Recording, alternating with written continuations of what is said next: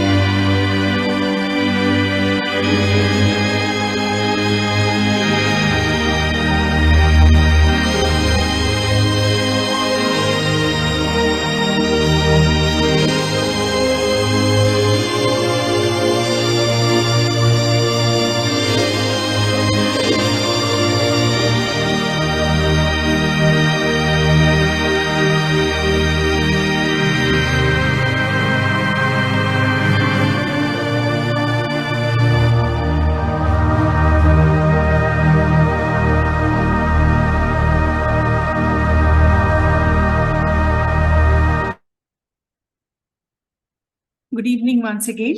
Sri Aurobindo Complex Trust extends a very warm welcome to all of you here and also those present online for the Siddhi Day celebrations. We further welcome Dr. Nagendra N from Sakshi to give a talk on the Siddhi Day and its relevance to our life. People here are requested to please keep their mobiles in silent mode. The significance of Sri Aurobindo's Siddhi Day, 24th November 1926, the day of victory. Sri Aurobindo's efforts in his sadhana for the earth consciousness was crowned by the descent of a higher power he called the Godhead of the Overmind. 24th November 1926 was the descent of Krishna into the physical. Krishna is the Anandamaya. He supports the evolution through the overmind, leading it towards the Ananda. The 24th of November should be given an importance equal to that of the birthdays of Sri Aurobindo and the mother is quite proper, because on that day, the descent of the higher power, symbolic of the victory of their mission, took place. The delight consciousness in the overmind, which Sri Krishna incarnated as Avatar, descended on this day into the physical, rendering possible the descent of the supermind in matter. Well, friends, the message for today. Sri Aurobindo has revealed to us a few of the marvels that the future will bring to the earth and has encouraged us to prepare ourselves for it, the mother. Sri Aurobindo Complex Trust houses Mirambika School for New Age, a full-fledged CBSE school, a magnificent meditation hall, a home to Sri Aurobindo's sacred relics, a well-stocked library, an audio vision for films, this beautiful cultural exhibition hall with the living presence of Sri Aurobindo and the mother. The managing trustee of Sri Aurobindo Complex Trust is Dr. Ajit Sabnis, Chairman, Mirambika School for New Age, Executive and Core Committee Member, Sri Aurobindo Society, Puducherry. Sri Aurobindo Complex is also the Karnataka state headquarters with about 34 active Sri Aurobindo Society branches and centers. Kannada, Akhila Bharatiya Patrike is published and distributed in Kannada from here to all the members of Sri Aurobindo Society State Committee, Karnataka. To know more about us, you can visit our website, sriaurobindocomplex.org. Well, a brief introduction of today's speaker, Dr. Nagendra N. Dr. Nagendra is a medical doctor and has overall 25 years of experience in the medical field, academics, and research. He has worked in various well-known prestigious institutes. He has conducted research work in US, Europe, Asian countries like Malaysia, Philippines, etc. He is also a Reiki master and practitioner. He has studied Vedas under Dr. Ariel Kashyap of Sakshi, also working on natural farming techniques, chemical-free farm products. His area of interest is to promote complete health through applied Vedic knowledge. Dr. Nagendra ji, the floor is yours. Thank you.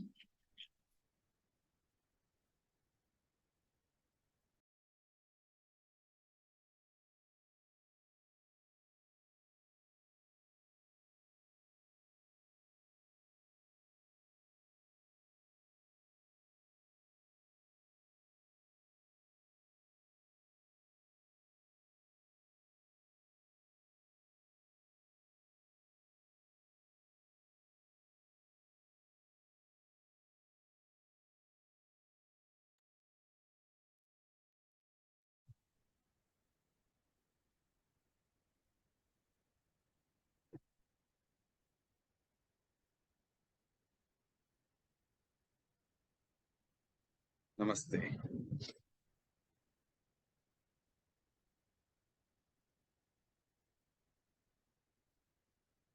So today it's a very special day for all of us. Those who are familiar with the Siddhi day, in the morning it had been a joy.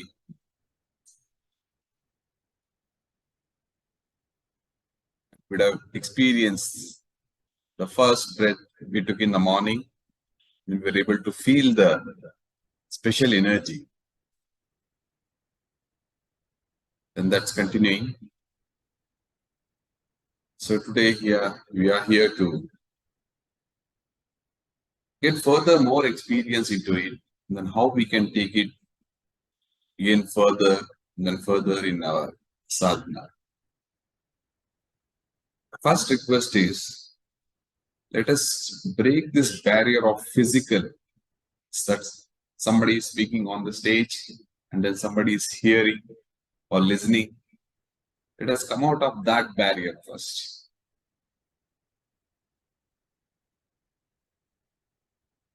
We have a barrier, the veil in your mind, that somebody is speaking, then I am listening. That is the first step which separates the energy flow. You can just ignore that. The moment we ignore that, then it is the higher energy directly speaking, or the voice that's coming through some instruments. If we call it as the articulation system in the body, this is purely an instrument. And then it reaches all the instruments which are in the sadhana. Just allow that to go in. And I'm trying to do the same thing. I'm trying to enjoy the sound, the energy, what is coming out of myself, and then the hearing, the joy I'm getting out of that. So I'm very happy to say that I'm both the speaker and the listener. I'm enjoying speaking, enjoying listening, so through just the bliss. Let us completely try to at least imagine that there are no two different things. It's not difficult, but let us not consciously make it that somebody is speaking and then trying to judge a person with what he's trying to speak, or try to analyze things, or even to make some judgment out of that. All these are mental activities. The mind tries to bring all these aspects and then try to bring it down. The reason we are here today is to go beyond mind. If we have to go beyond mind, then we have to consciously stop the mental activity. The easiest way is not to get involved in any of those mental activities, which we commonly do, that is analyzing, trying to understand, trying to judge, analytical mind or the cognitive mind. All these are the aspects which has been developed during this evolution.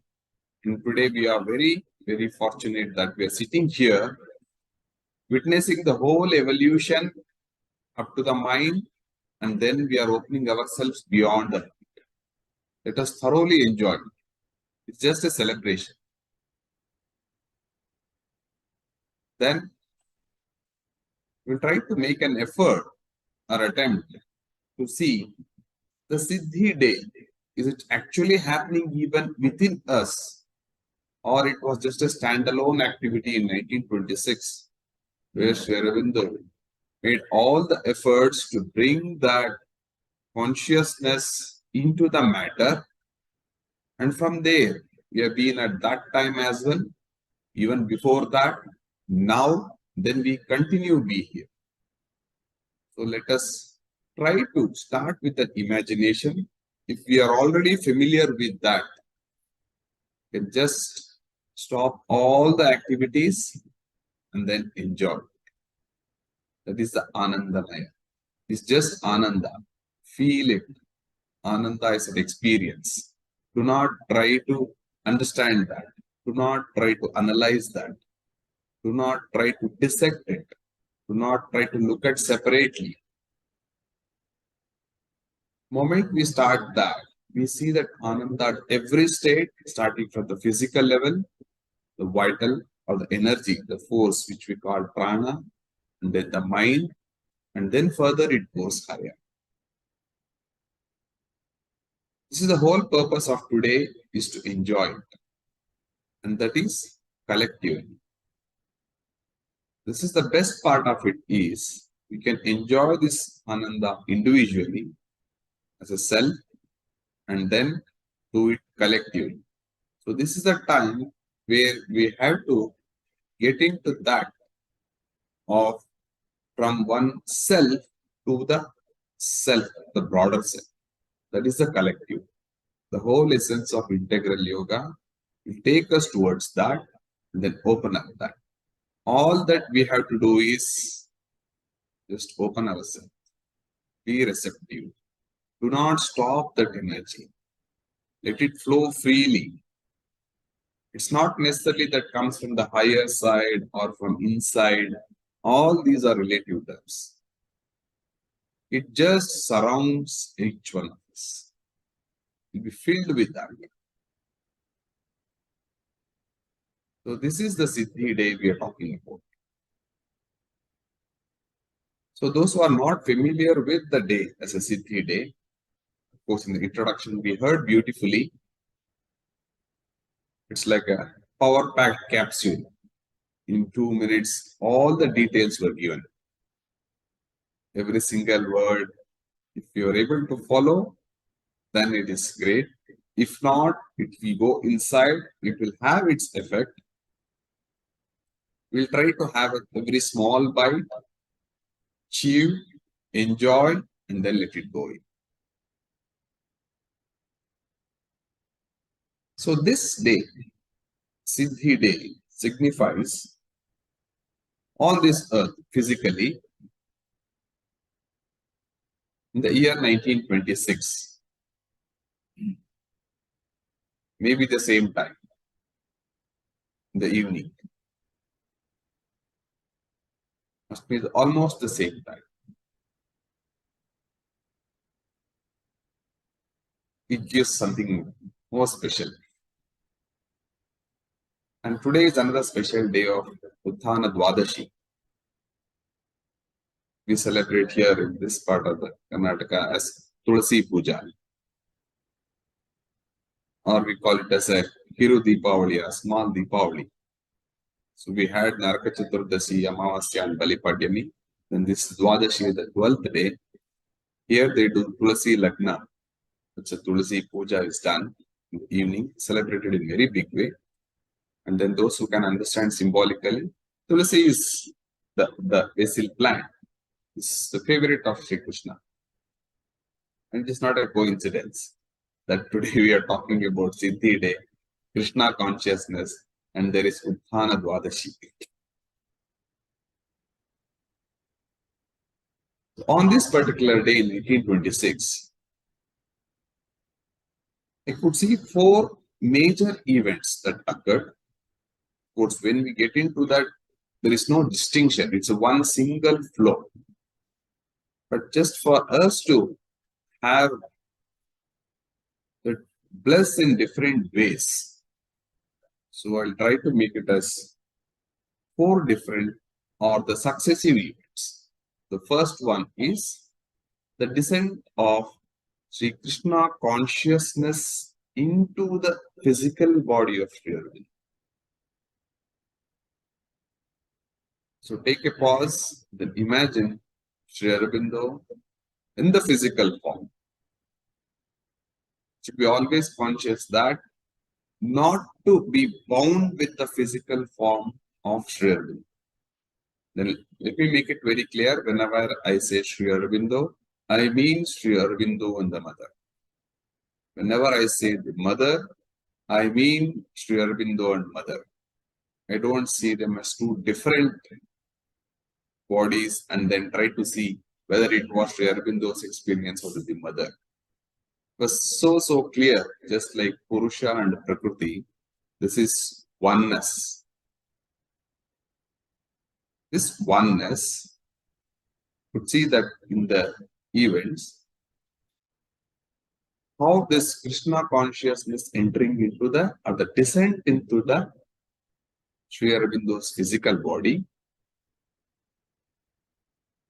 Then the second one is Sri Aurobindo withdraws himself from all these physical activities in the living body, away from the activities of routinely done.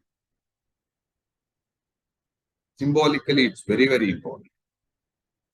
The third is believed that this is the start of ashrama, Sri Aurobindo Ashrama.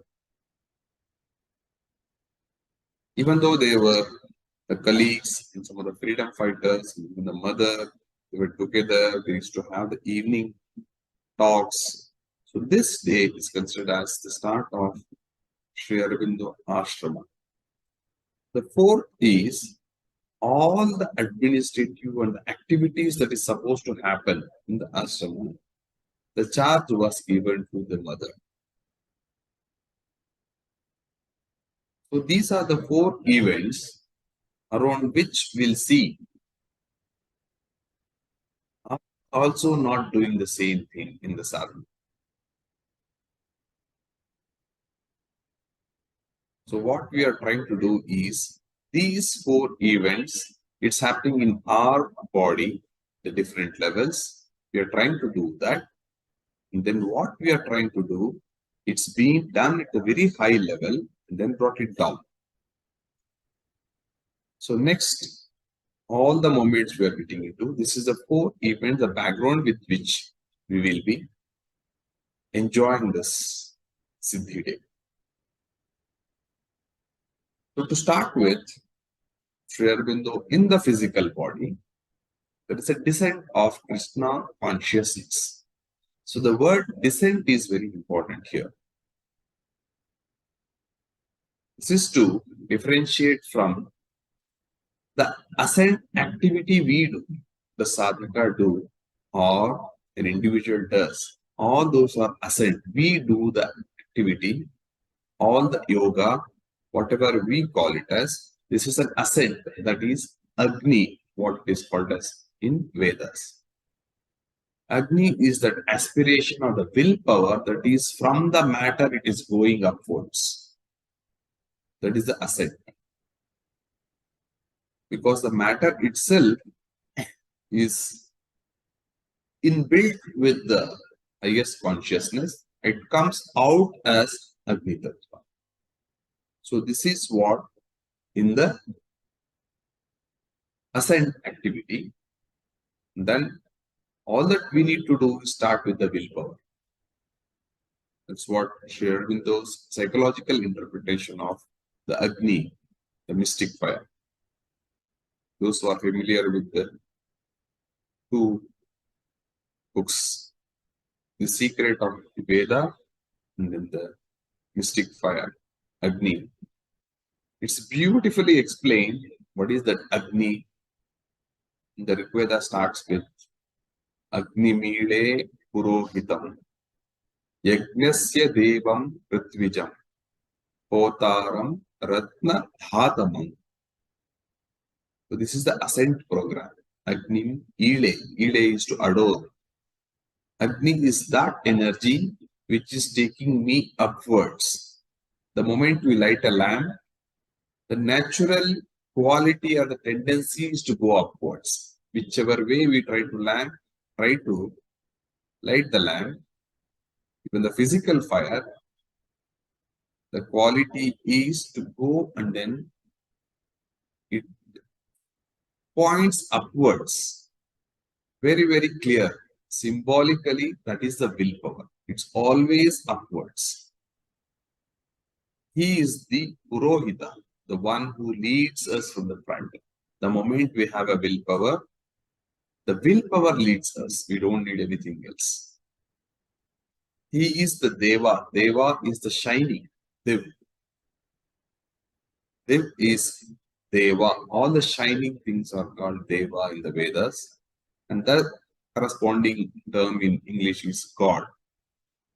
So, as far as possible, let us use the word Deva because the Div, just like Agni, even the word Agni, when you start a bike or a car, it starts with G, G, Agni. If we can make out that sound, there is Agni Tattva, the ignition that is happening. It's very, very clear in every activity that starts a movement, that will be Agni. This is the ascent, but it is the human effort that we are taking. He is the Yajnasya Deva. Yajna is this collaborative activity, what we are doing. He is the Deva. That's why we offer everything through Agni, because he takes to all the gods in the prayer. He is the Ritvija. Ritam is, we have Satyam as the supreme being, and then the manifestation or the flow of it. In manifestation, that's a Ritam. Just like Purusha and Prakriti, Sri Aurobindo and Mother, it's one and it is flowing. It's not two different things. He is the Ritvija, born out of that. He is the Hotara, who is to call. He calls all other energies, all other gods. He is the one. And then Ratna is the ecstasy, the bliss, the Ananda. Dhata is the small da is one who gives. But Agni is Dha, one who upholds, one who holds the ecstasy. He is the Ratna Dhatam. The moment we start with the willpower, it takes and it holds the will with the Ananda, Ratna. Today the Ratna is equivalent to the precious jewels. Of course, even at the physical form, all these gems, jewels, the precious stones, what we call it as Ratna, Vajra, Vaidurya, these are the ones which represents those qualities. Then we feel happy looking at that. Why? Because it represents, physically it represents, just like gold, Hiranya. It's a quality of Lakshmi. At the physical level, it throws Ananda. The moment we look at it, the moment we wear, the moment we feel it, we can get the sensation of Ananda. That's why we are so attracted to this. Even money. Symbolically, it's a Lakshmi, Aishwarya, coming from Isha. Throws that Ananda at the physical level. But if we know that the Ananda is in the money, not the money itself, then the whole thing changes. If you put a veil and look at that money as Ananda, acquiring money as the sadhana, then it brings it down. The same for all the sadhana. If you acquire money for ananda, or during the acquisition I get the ananda, then it takes the higher level.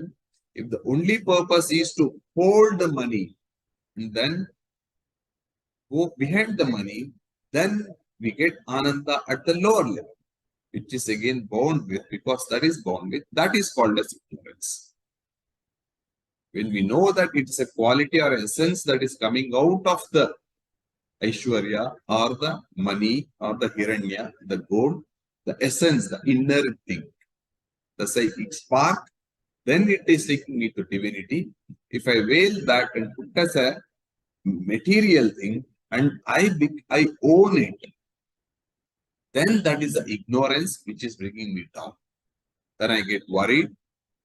Then I need security for that. Then my whole life will be behind that to protect. It was supposed to give me happiness, is giving me pain and sorrow and keeping me away from the divinity. The reason I'm telling this is if we know the ascent, what I need to do, and then we'll see what is the descent. Now, what is this descent? Here, the descent is not dependent on the human effort. The divine can decide, choose, can just be there. We have seen such lot of instances in Upanishads or even in Puranas, the stories. Even now we see there are people who have no idea of what is Veda or anything to do with spirituality, but they have a grace where they are completely into it. Because that is what is coming from the above. So this descent is happening within us, but we are not ready to receive it. The reason is that one is we have the evolution, we have the background of, we are coming out of the ignorance, the matter itself. And then there is a prana with all the emotions, and then the power which is holding it. And there is a mind which tries to analyze. All these are happening. It is not my individual problem that I'm not able to open. At least we should know that it's not just my swabhava or the nature, it is not allowing. I'm representing the entire evolution. So now all that I have to know is, yes, this is the quality which is bringing me down. I will not get yielded. Then I'll just surrender to this grace. There is an aspiration, and then there is surrender. The moment we open up, then there is descent. Now we are going back to the highest level where Sri Aurobindo on this particular day at this particular time, he was able to get that the descent experience. This descent is not happened accidentally or all of a sudden. We know that Sri Aurobindo had the darshan of Vasudeva even in the jail. He had the complete darshan of Vasudeva, Sri Krishna, when he was in the jail and he was studying Bhagavad Gita. He was able to get that entire darshan, that is, seeing the vision. In the Vedas, the rishis are able to see the mantra. That's why they are called as seers, rishi. The mantras they were able to see. Just like the ideas coming as flashes. We see energy. That is Vasudeva. Vasudeva is the son of Vasudeva. Vasu is the substance, the richness. The Deva is the shining one. The one who is shining and then who the substance or the richness, the plenitude himself is Vasudeva. So this is the darshana Sri Aurobindo got. And then he also had the Adesha of Sri Krishna, giving the instruction. Adesha is the order or the instructions. That is, he was able to hear it. That is the Shruti, the hearing. The Vedas are nothing but Shruti. When we say Shruti, it's in the rhythm, it's also the hearing. The mantra, the chanting we hear. Physically, we hear the rhythm, chandas in the mantra. Actually, at the non-physical level, this is what is Shruti is. We hear not the sound, but as an inspiration. When we see, it is not an image, it's a revelation. When I look at something, if I say it's a phone, the mind is so trained to believe that I know phone. This is phone, that is bottle, this is laptop. In reality, the substance is revealing itself. It may be man-made or natural. If you switch off the light, you can't make out anything. There's a dim light, the same thing may look very differently. The quality within that substance, it is giving it out its qualities. When the light falls, the light is nothing but the knowledge. When that falls on the substance, it reflects. That light enters. I'm not seeing the substance. The light is reflecting and it is entering into my eyes. There's a beautiful apparatus of entire vision, even physically. It enters into my retina. Then it is picked up from my nerves as electrical impulses. Where is the image now? It's a light entering into the receptor, converted completely into electrical energy. And that goes into the brain. The brain processes. And then it gives to the mind of cognition. Then we recognize that as a substance or the material or an object. Why is it important to know that even at the physical level, everything is a revelation. It is not just seeing. But to differentiate all those things which we already have experienced, we call it as see, because that phase is gone. Now something which is new or I'm not familiar with, if I see that, then we call it as a revelation. That is, it is revealing itself. Same thing happens with sound. When I'm not familiar with that, the one side, if I'm familiar, I'm able to make a meaning out of it, not the essence of it. So we try hard to know everything. When we know anything about anything, then we realize that I couldn't know that.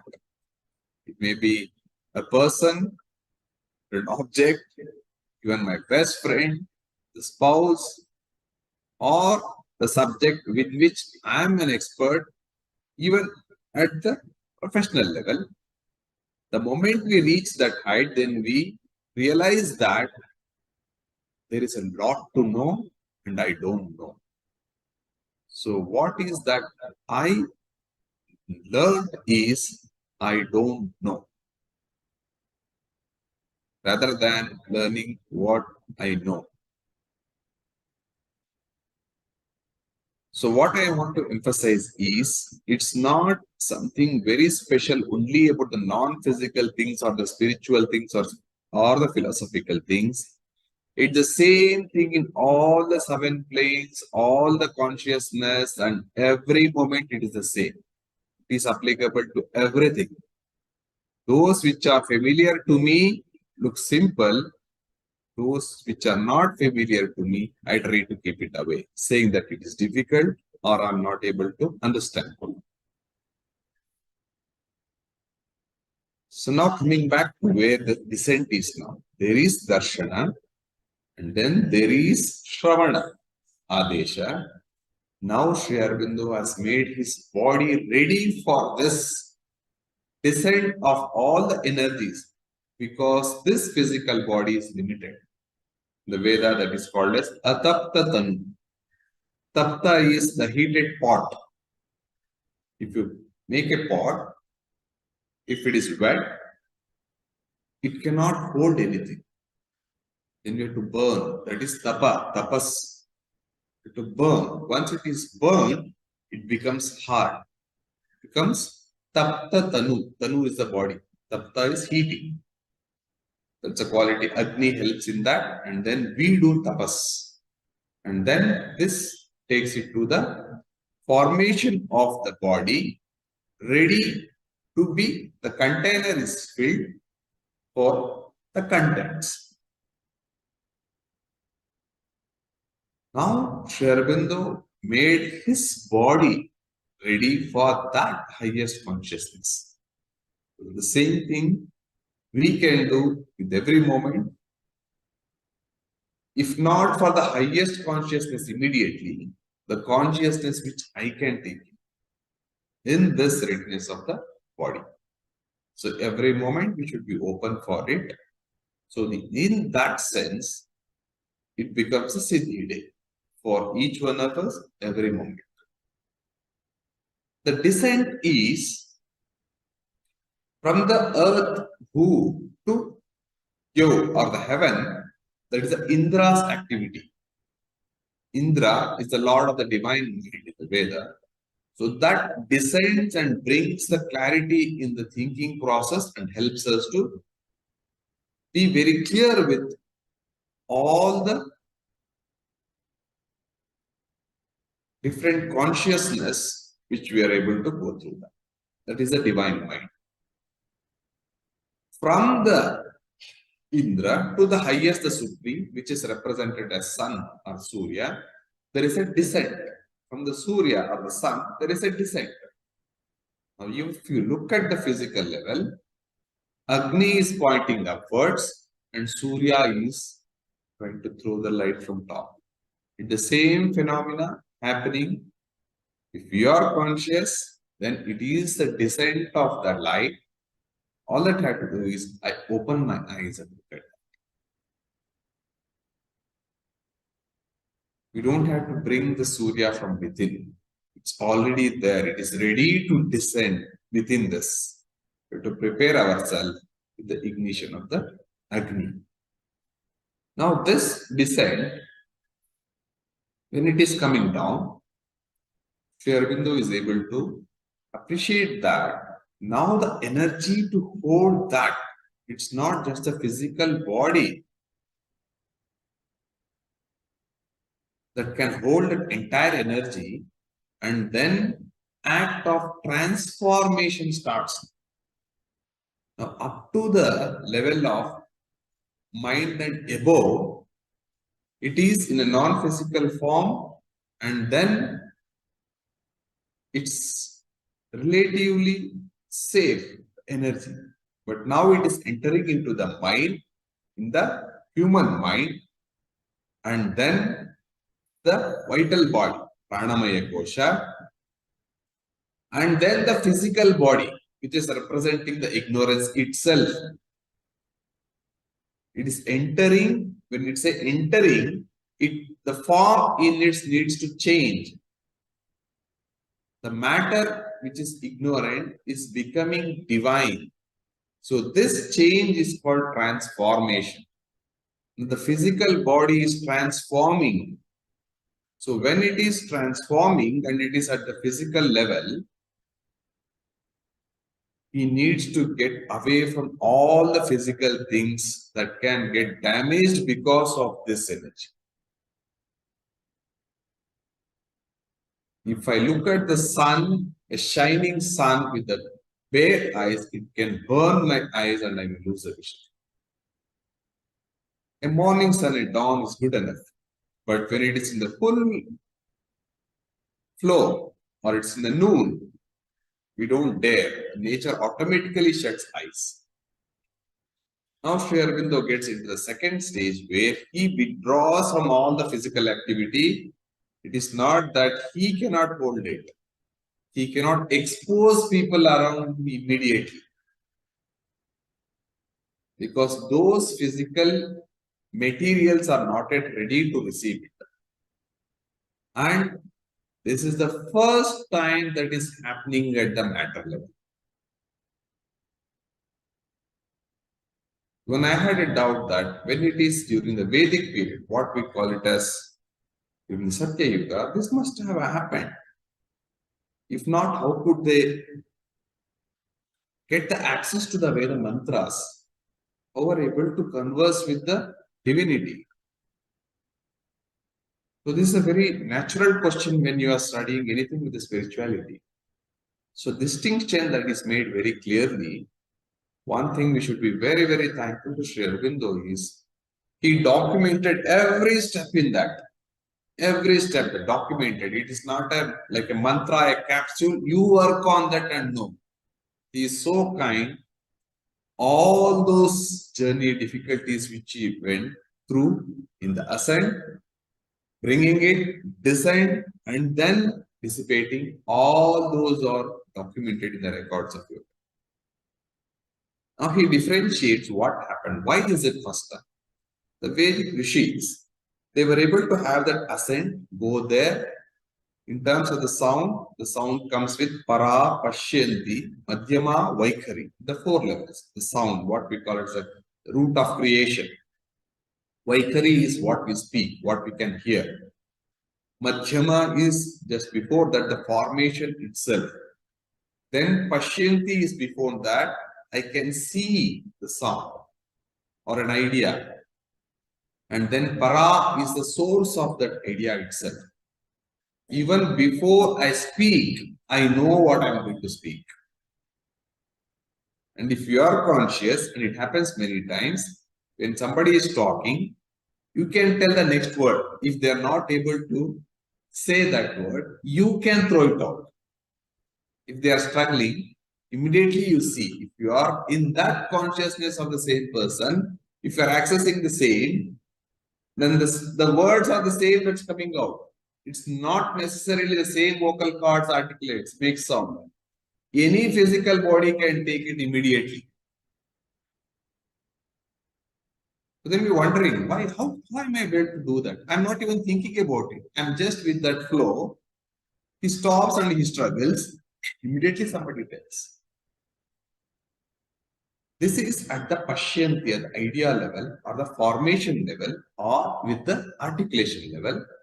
But where is this creation coming from? The sound or light or anything, that we call it as para. That's a parame vyoman. This is absolute. Why it is absolute? Because it is not bound by any of this relationship. After para or beyond para, everything we talk in relation to something. This is beyond relationship. That's why it is absolute. Apart from that, everything is relative. Relative to that. If this is Satya, Sat, the absolute one, the rhythm makes in relation to this. So in this building, I am inside the building. People are outside the building. The relationship is the building. So if I see the dress, this body is inside the dress, the dress is outside the body, there is a relationship. When you take the energy, if you take it as in the body, it becomes the vital energy. If you take out the relation of the body, it becomes the vital plane or vital world. So this is required for focused action, specific action.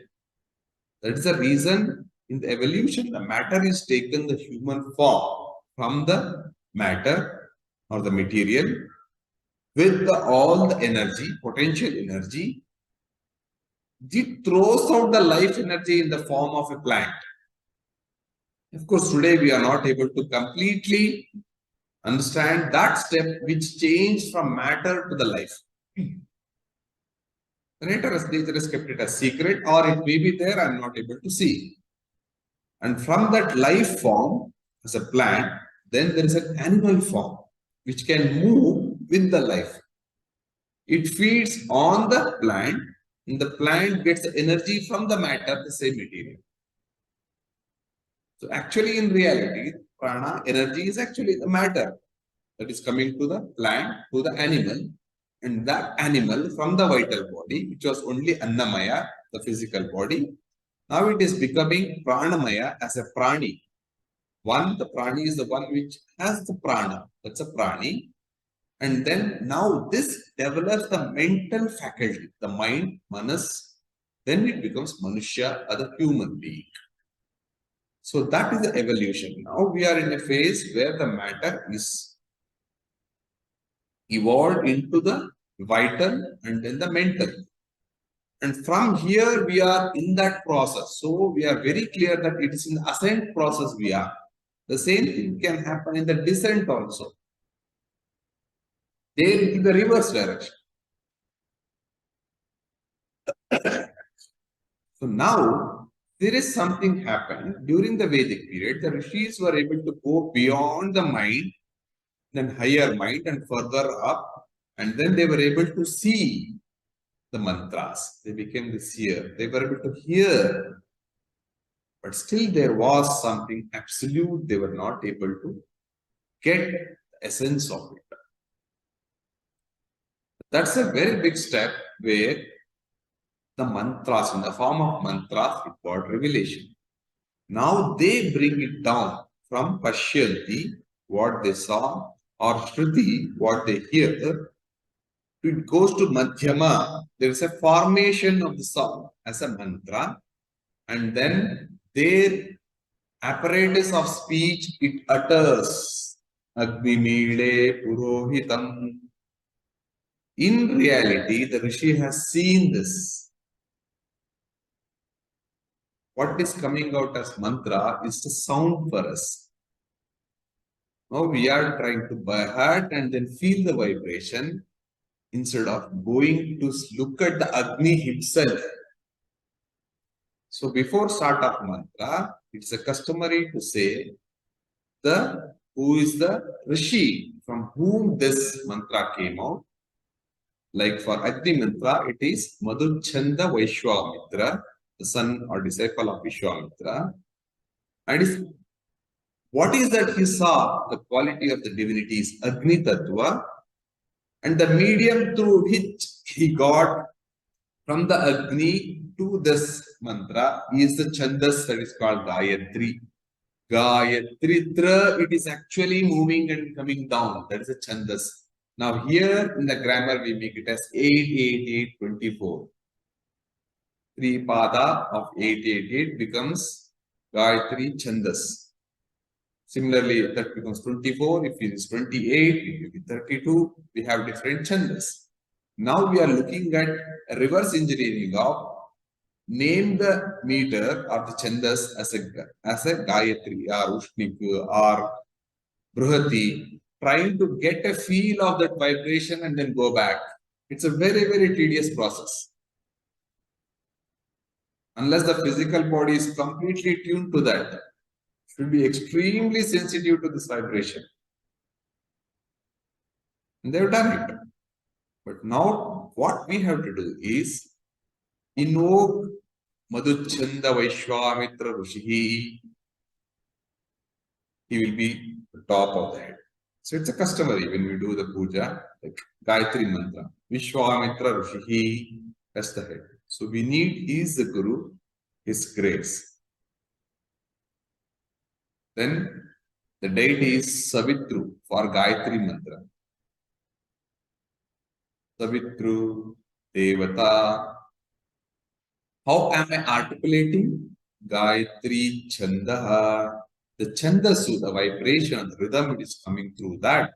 And then they utter Tat Savituru Varenyam Bhargo Devasya Dhimahi Dhiyo Yon Prachodaya.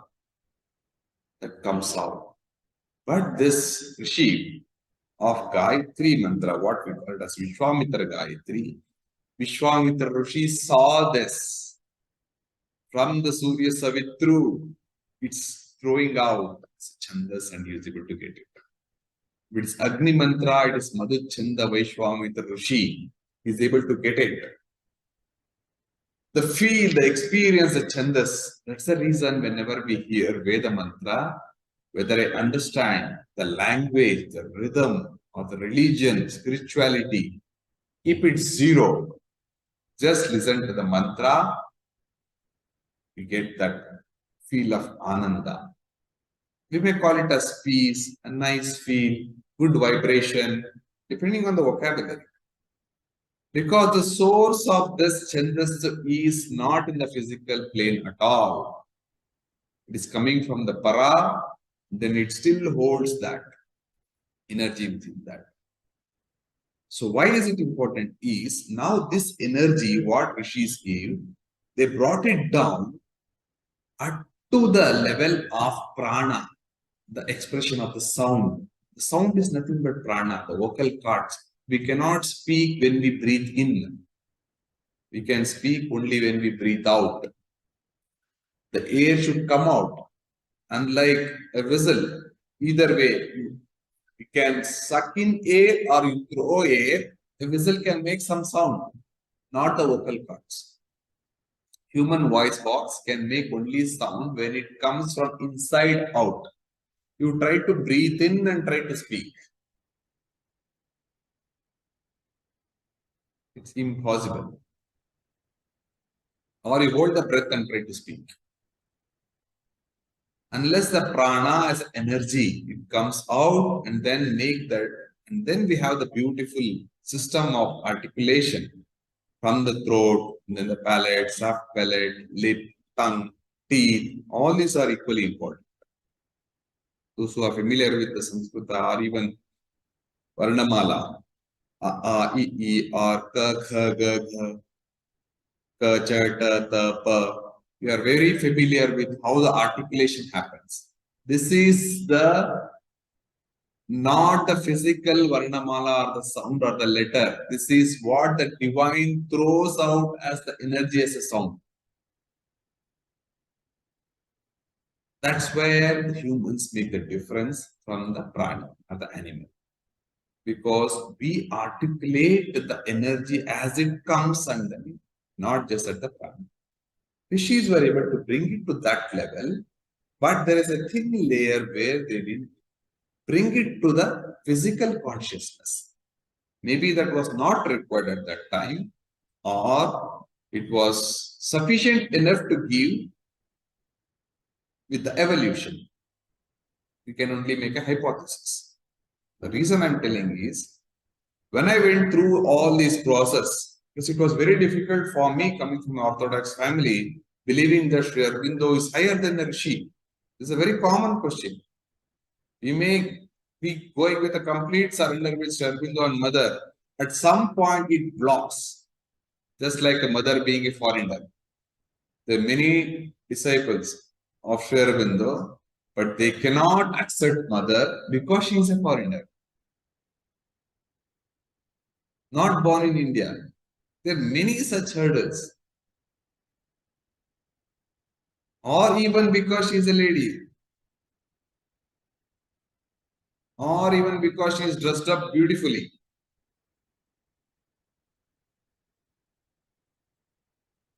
Unlike our spiritual gurus, putting in something only with the white, no color. So there will be many such blocks. So the reason I'm telling is these are what we should be able to appreciate first and then try to come out of it naturally, not to push it too hard. If I forcefully accept the mother as no, I have to know, otherwise my sadhana will be incomplete. Sri Aurobindo, if I don't bow to mother, Sri Aurobindo may not give all the grace, and then just I pretend to be disciple of mother also, it's not going to work in.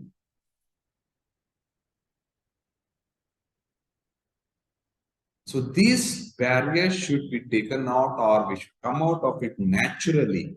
Give time. We have spent millions, billions of years. We don't have to rush. And this is Sadhana. Siddhi Day is 97 years. Soon, maybe after 3 years, we'll be celebrating in a very big way of 100 years of Siddhi Day. Maybe there'll be a big celebration like 150th year of Sri Aurobindo's birthday. Ultimately, what happened to the outcome?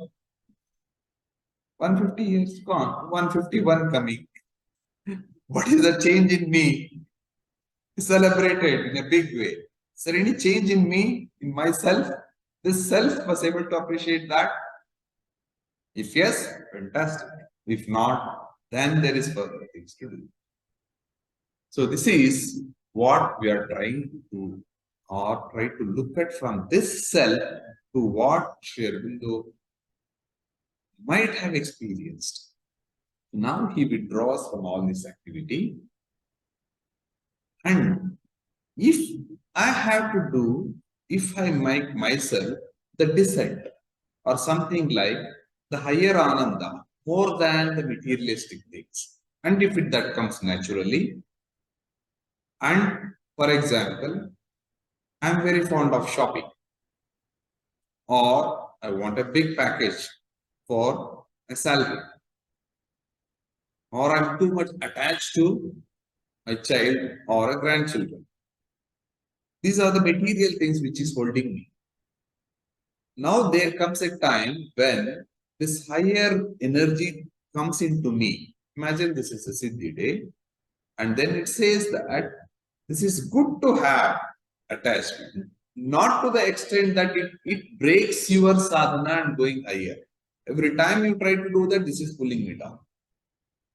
This attachment or even anger or the greed, not necessarily a very big way, or even the greed to do good things, trying to be too good with everyone. Not necessarily the negative way. Negative and positive are equally in the same plane. There comes a time where I say, yes, this is fine. Naturally. Then I withdraw from that. This is what Sri Aurobindo does. You might have done it. Naturally, it is happening. Keep them slightly away. Continue with the communication. Sri Aurobindo continues his communication through the letters and on particular Darshana days, but not actively involved with these activities, because he now should, it only entered a small aspect of the physical or the material things, his body. Now that he should prepare in such a way that, just like when Bhagirath asks for the Ganga flows down, and then she wants, I don't know what, you ask for it, I'm coming. What happens then? The Bhagirathi is now flowing with the full energy. Those who have seen even Gangotri, they can. It's a really frightening. You go to the waterfalls, even a small waterfalls. If it is a small fall, we enjoy. If it comes in with a big roar, if you go to Gangotri, that's in the physical form. You stand next to that place where it rushes in, gushes and make the holes in the big boulders, not stones. You stand there, then it shakes you. It's a fear. Then Shiva says, now I will hold that energy, and then through his jata, and then soft turns and then slow, and then it goes down and it's what Sri Aurobindo is trying to do, like withdrawing from that, allowing that energy to slowly, gradually dissipate into the physical consciousness. The same thing we have to do, not necessarily the highest consciousness. Every consciousness will become familiar. The corresponding negative or relatively the opposite one, try to withdraw from that. Else, it has got the same energy to pull back. Because energy is the same, whichever way I want to. If you're driving, if you are in the control of the steering, you can go wherever you want. If it is a car which is taking you, then you have no control. So this is what we have to do every time. So So the first one is the descent. Whenever we get such an experience, what we need to do is allow that to just get into this. Enjoy that repeatedly. You can take an example as well. Cow. That's a represented as cow. Go is represented as the ray of knowledge in Vedas. Go. So we see how these are cud chewing animals. Cud. So it eats all the grass and whatever we give. It eats continuously and then swallows. It goes into the stomach. The stomach of cow is slightly different from the anatomy of the stomach is different. It's made up of 4 parts. It goes the first part and it's like a now it's packaged, just like our Tetra Pak ready to eat. It goes in. And then after all the filling that, it goes to one place, in a ground or open place, in the shade. It takes out the cud. From inside it takes and then it chews and enjoys. Thoroughly enjoying what it's eating. When it is actually eating the grass or anything, the vegetable or fruit, it was not bothered what it is eating. It's not going behind the taste. All that it wants is the nutrition, the energy it takes in and then go in a place. It is doing the dhyana at the physical form, even at the anna. The food it takes out, it's chewing thoroughly and enjoying it. What we need to do is whenever we get a sensation or the consciousness, sit in a quiet place, enjoy that. Should become cow, the cud chewing animal. The more and more we chew, it becomes more and more finer, and the absorption is better, the energy nutrition is better. If not, there is a very small bit of is taken in, majority of is thrown out in the apana shakti, in the excretory system. Because nature is very clear. If you don't utilize the energy, it gives it out. It doesn't believe in fixed FD or mutual fund. No holding energy. You get it, you use it, or it goes. The use is transforming that energy. Now I use that energy, getting in. Now there is another beautiful aspect of this Krishna, the word itself in the descent. The Krishna comes from Krish is Akarshana. Krishna today is called as a black. Black absorbs everything, even in that word. But here the Krishna is very special because it is attracting power.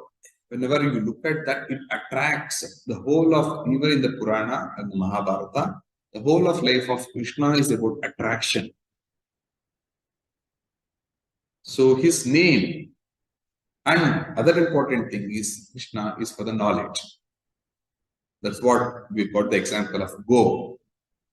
Just like for energy, in the Veda it's Ashwa, the horse. Like a motor is a horsepower, HP. 1 HP, 2 HP is a horsepower. Even at the physical level, we call it's a motor, it's a mechanical thing. But the strength of it is expressed in horsepower, HP. Because that represents the horse, represents Ashwa, represents the force, the energy that's coming out. That in the best form, in the physical form, is Ashwa, the horse itself. So that's why naturally the strength or the capacity is expressed in horsepower. Just like the knowledge in the physical form, it gets knowledge is not the information. That takes the form of go or the cow. That's why that is called as a go. And the entire Krishna's life surrounds around go. His name becomes Gopala. Now Gopala is actually a cowherd, one who takes care of the cow. Now you replace the cow with knowledge. Pala is some who nourishes, who protects. His entire life is to protect the knowledge, nourish, and then spread the knowledge. That is a Gopala. And the place where he is Gokula. Kula is a clan or the place, the region. He is in Gokula, where he is the center of the knowledge itself. And then Whoever is attracted to this knowledge, they are called as Gopika. They get attracted to this knowledge. Gopika. And that is beautiful. Anything beautiful, either it is a flower or a woman or a lady. The nature expresses the beauty as a flower or the beauty as a female. That's a Shakti form. That is one of the main reasons why men get attracted to women. It's not just hormone. Don't get carried away with that. It is the mother in the feminine form that attracts. So Krishna, the Gopikas, that's the attraction. There's a very good story. When there's a lot of rain, Indra, the mind power, it tries to dominate. There is a hill that's called as Govardhana in the Gokula, where Sri Krishna lifts that with a small little finger. Everybody, Govardhana. Vardhana is increasing. So increases, he allows the ascent of the knowledge, and everybody comes under the Govardhana Giri. He gives that protection. So they are under the protection of Govardhana Giri. The entire life of Krishna is around knowledge. So this is the Krishna consciousness we are trying to bring. Each name, it's a nama, is a symbol, it's a representation, it's a quality or the energy itself. Even the nama we put it on the forehead, it's not just a symbol. Nama as a name is not just a symbol. It signifies the quality of that person. That's the reason naming ceremony is given so much of importance in Indian subcontinent, Indian tradition. And the naming ceremony, now it is based on the astrological, like you say, this particular Rashi is born and then you give the letters. That's over a period of time that science has evolved, Jyotisha. Whereas, usually, even if you see in the movies of the mythology, a rishi or a wise man comes in, and the baby is given to that wise man or the rishi. He looks at the baby, he can feel the quality of that newborn, and the name is given to that. The name is not to that body. The name or the nama is a symbol of all those qualities that particular form, the human form, is going to throw out. Even if we look at our names, also, if we are conscious, it's not by accident. Not just my name, my spouse, my children, my parents, my grandparents. It's a beautiful experiment. When I did that, I was so thrilled. This entire thing comes and then it forms. It's a choosing one. This is very important to understand. Even at the physical level, this is happening. Now, this Krishna consciousness descend, and then there is withdrawal of the physical body from the withdrawal, not renunciation. It's not cutting off. You should not get, there's a distinction. Sri Aurobindo did not renounce life. It's not sannyasa. He is cutting off from the physical contact, but he continues at the knowledge level in the form of writings. He gives and then he goes in. So we have the two steps. Now we are getting into the third step of the formation of ashrama. What is that ashrama? Shrama is labor. We do labor work and get reward for that. And then say that you do work and then you get the joy. You do work and then you get paid. That is what is the material world. What is the mechanism in the ashrama?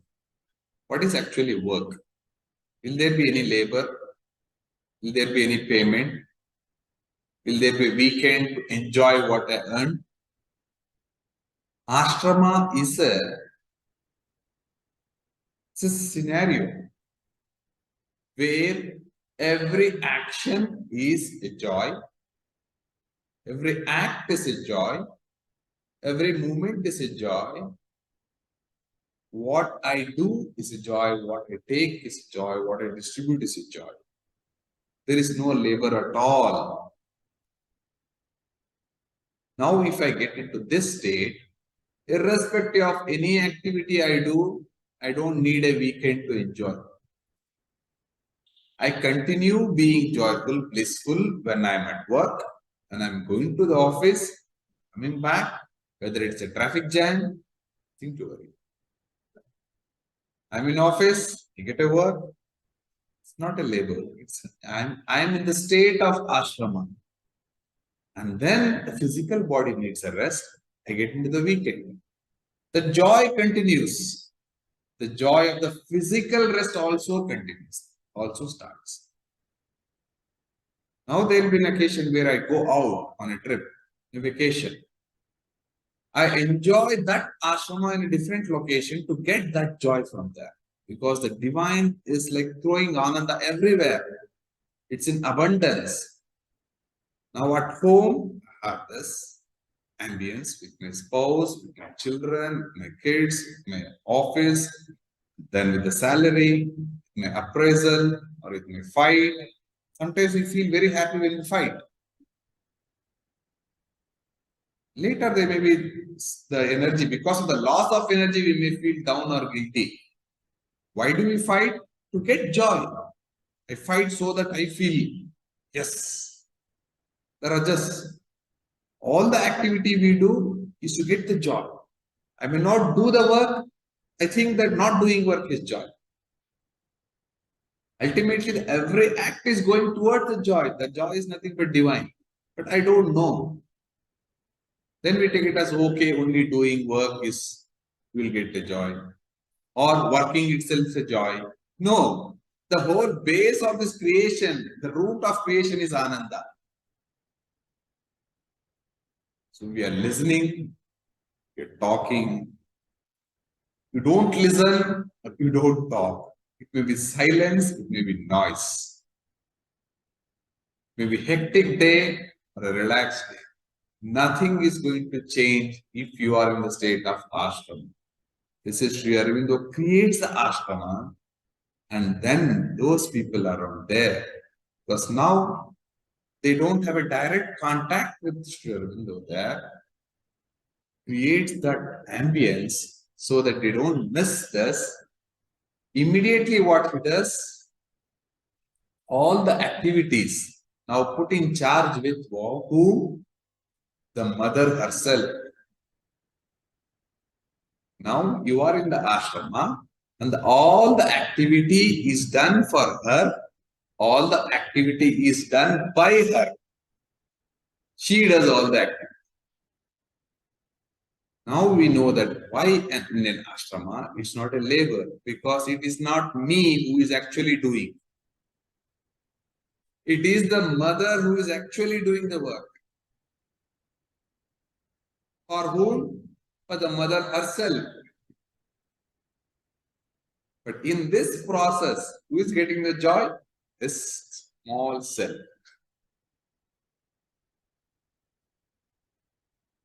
I can't imagine anybody else doing this apart from mother. Even at the physical level. Mother at home does the work of everyone at home. And she enjoys doing the work.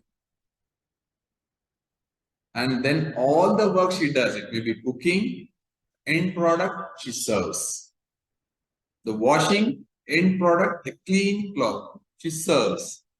Cleaning, the end product, a beautiful home, she serves that. What am I doing at home? Enjoying. And if you get a small request, can you pass on that glass? Or can you just switch on fan? I'm busy.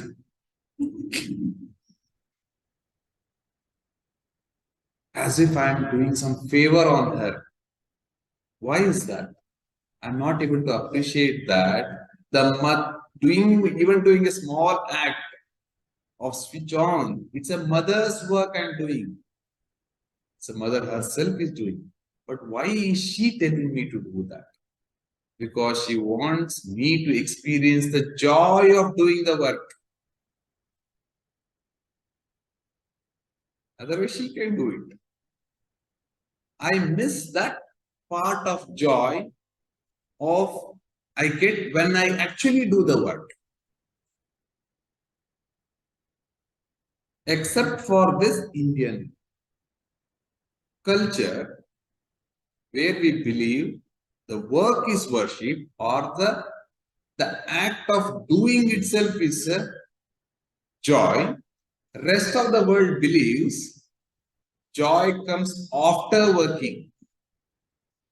You take rest only after physical rest, then you feel good. You can definitely, the physical level joy, you get it. Physical level joy, if you take rest for half an hour, you'll feel good. If you take rest for 48 hours, what happens? It's a painful thing. Sunday, one day holiday is not enough. Saturday, Sunday, 2 days is good. Friday, Saturday, Sunday, long weekend, very good. It's 5 days in a row. You go mad. You have to go out of house. No, I have to take it. I can't cook all day. I can't clean every day. Work from home twice in a week, good. Work from home for 6 months, horrible. You want to run away. Because the joy during the work is missing. This is what typically in the Veda that is called as Soma. Soma is the bliss, the divine bliss we get. And that Soma is the nectar which is taken out, the Sutta. Sutta is the act of taking out the juice out of the Soma creeper, symbolically, and then offered to this Yajna, the Agni itself. So the joy of doing work is Soma Sutta. If I know that this actually the work itself is the joy, then there is no stress. Then there is no pressure. Then there is no depression. Then there is no running away. Then there is no complaint. We may get physically strained if I do work. Actually, we get strained or we get stressed out only when I think that I am doing the work. If the ego is identifying this body, this small energy, this limited mind or intelligence is doing the work, which is finite, it is bound to get stressed out because it is limited. The moment you open up for that energy, which was very small, the prana in the kosha, to the energy outside, every time you breathe in, it is recharging. Every time you open to the higher, it is recharging. It's a continuous flow. What I'm trying to do when I do work, then I say that I'm doing the work and then put all the energy that is contained in the small container and then throw it out. Even the reserve energy, I throw it out. It takes time to recharge. Because I don't appreciate that time, then I say I need rest. What do I do after that stress? You throw out the body, then deep sigh, that is breathe out. Then take long breath. What are you doing? You are recharging, just like putting the mobile phone in the recharge. There you can see the battery level. A number. So instead of a battery which is finite, made up of only material thing, even if it is something rechargeable as a solar rechargeable battery, what happens? You don't have to put the charge at all. It's one of the beautiful renewable energy. You go out, then enjoy the sun, put your phone also there. It also enjoys the sun bath, it gets recharged, and then come back to work. Don't worry about the phone battery down.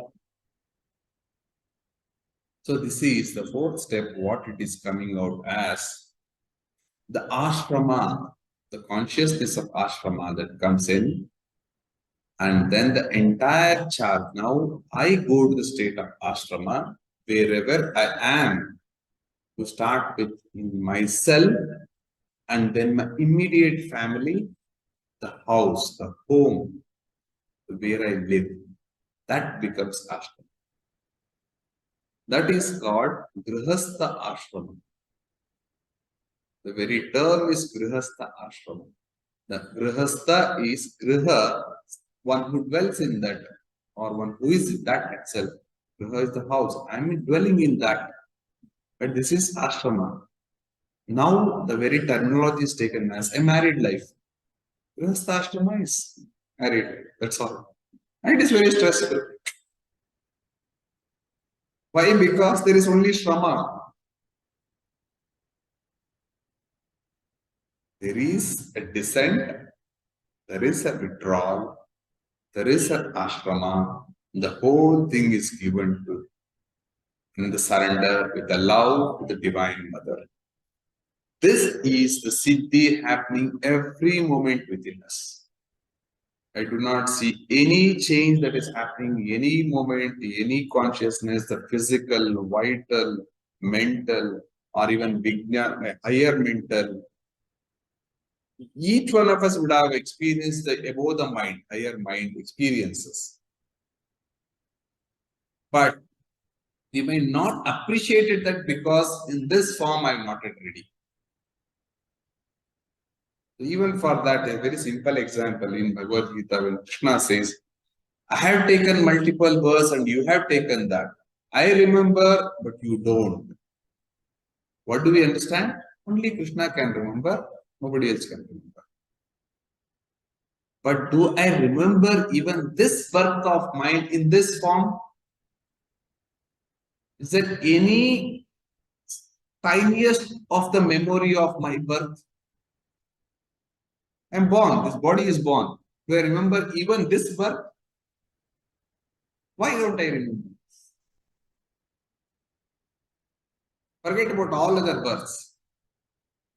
Even if you don't believe in other births, this birth, do I remember? How did I, the process of my birth, what happened then? How did my mother take care of me? Then when did I start walking? Nowadays we have even video. Every time the video is played, then the baby will ask, am I that? Over a period of time, it identifies with the hair or some dress. They say, I am that. Now you are identifying with that. Why is it important? So that birth, what I took, it's nothing to do. There's no point in remembering that. The birth which I took last time or before that, or even the 100th time or the 1000th time, it's not required, it's not relevant to me. If I remember how did I at the struggle, because I made the effort to come out as a baby. It's not just my mother who gave the birth. Every baby makes the effort. But what is my whole point in remembering that? This is only I came out of that. What do I remember? Essence of my childhood. The whole thing comes within myself. I say my childhood was so beautiful. So caring. Why? This is what I need to give next. And even if I look at what is this body? This is nothing but half cell from my father, half cell from mother. It's a two incomplete half cells coming together and making one human body. It's a Prakriti and Purusha, half, and then this is what we call the conceived.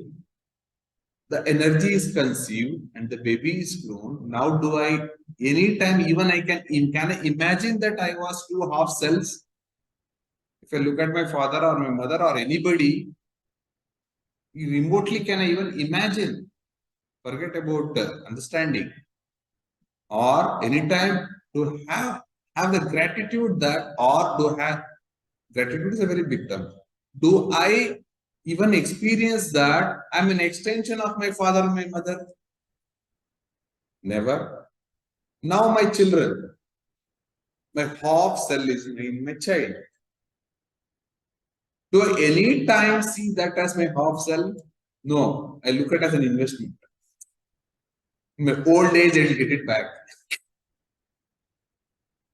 See, I don't appreciate that's where I'm coming from. I don't appreciate how am I extending in the evolution, how am I contributing?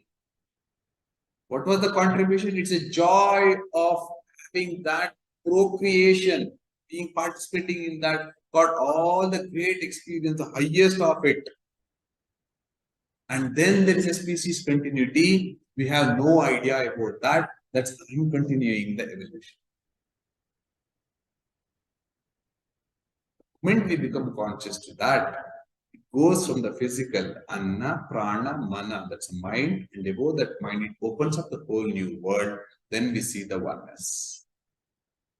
This whole idea is to get that feel of oneness at the physical level, the vital, mind, higher, spiritual, and then you realize there is no distinction, there is nothing called physical, there is nothing called vital, there is nothing called mental. It's all the form that is taking in for me to use as an instrument to what I want to do or what I want to enjoy. This, Sri Aurobindo calls it as a Leela. The Krishna is playing. Consciousness is playing. He just forgets himself what he is and then throws out, he plays and then comes back. Such a beautiful journey. And what I have made out of this. So this is something which we can do it in a Siddhi day and take it forward. I think with this, I'll give a pause to this apparatus here. So if there is anything you want to express, please do it.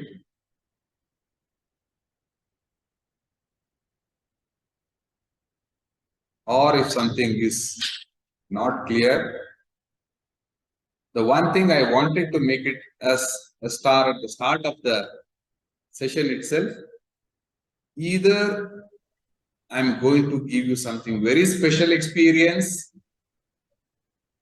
beyond senses, or it can be completely nonsense, which doesn't make any sense. Nothing in between, not at the physical level. I'll not give you the drama of, yes, this is spirituality, I got something. No.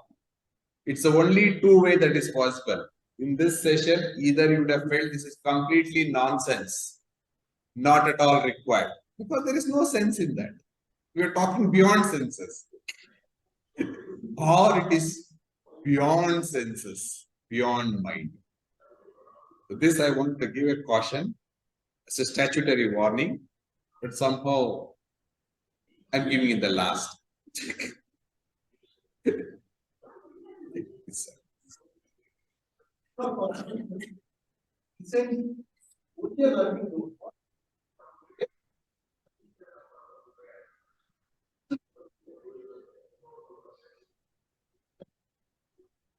Yes, sir. The question is, the Siddhi day we are saying that the Krishna consciousness descended into Sri Aurobindo, and then that's what Sri Aurobindo calls it as a over mind that is coming in.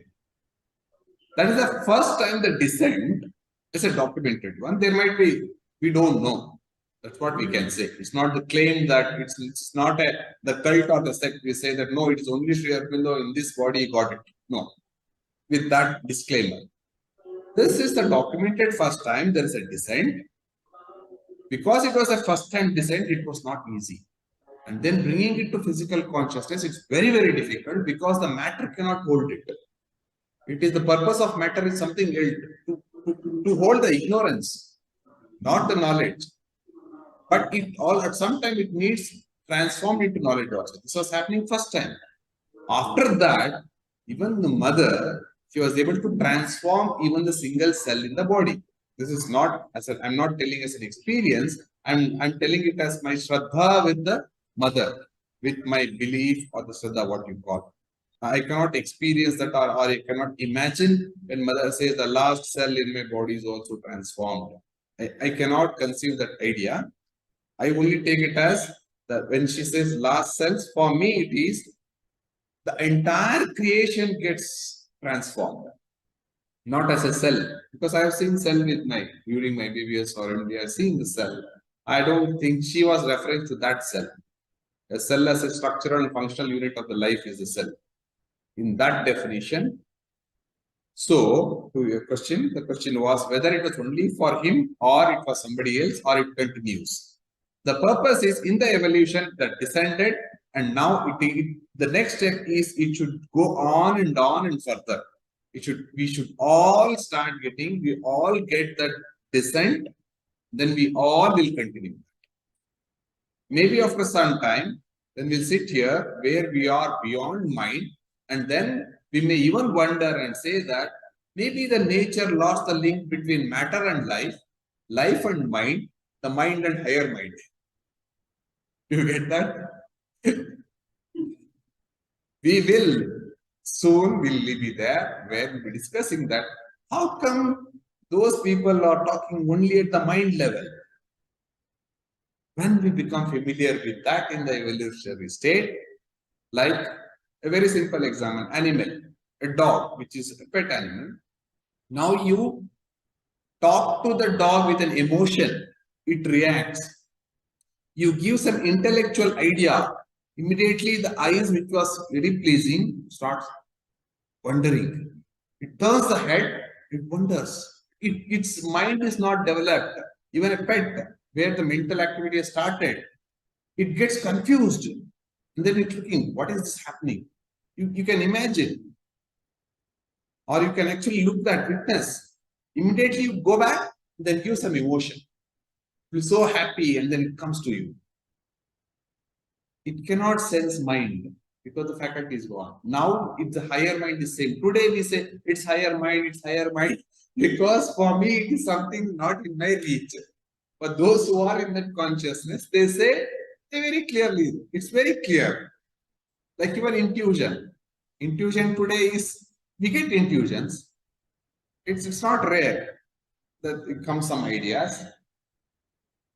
But I'm not in that consciousness. When I get into the intuitive mind, then I know how to get the intuition. It's no more passive. It becomes accessible to me. I own it. Then I say, it's intuition. Why don't you do it? So to that level, so that is evolution. It's not an individual's work, or even for that matter, it's not in that form of what Sri Aurobindo's body. It is, he is trying to take that form and then transform, then he withdraws. So when we actually look at Sri Aurobindo or we meditate Sri Aurobindo on Mother, it is a consciousness which it is. That's why they made it very clear, when we both are gone, we are everywhere. So that's where it is.